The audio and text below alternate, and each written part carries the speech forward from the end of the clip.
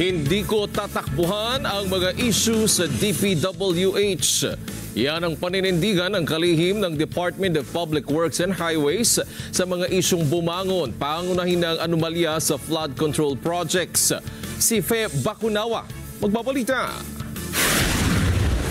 Nanindigan si Public Works and Highways Secretary Manuel Bonoan na hindi niya tatakbuhan ang isyong kinakaharap ng pinangungunahang ahensya.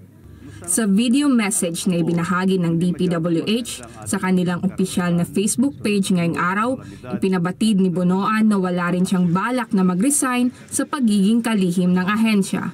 Meron ngang nananawagan sa akin na ako po raw ay mag-leave o kaya po ay mag-resign dahil po sa isyong ito. Yan po sana ang madaling gawin, mag-resign o talikuran ko ang problema. Pero hindi po ang pag-alis o pag-iwas ng responsibilidad ang tamang paraan ng paghahanap ng solusyon. Paglilinaw pa ni Bonoan, bagamat tatanggapin niya raw ang pananagutan sa mga aligasyon ng korupsyong ibinabato sa DPWH, iginiit niyang hindi raw niya ito kukonsintihin.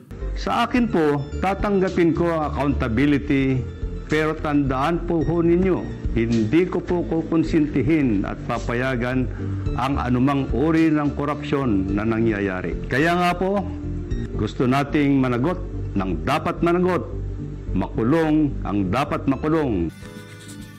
Una nang inihayag ni Bonoan na ipinauubayan na niya ang kapalaran ng kanyang posisyon kay Pangulong Ferdinand Bongbong Marcos Jr.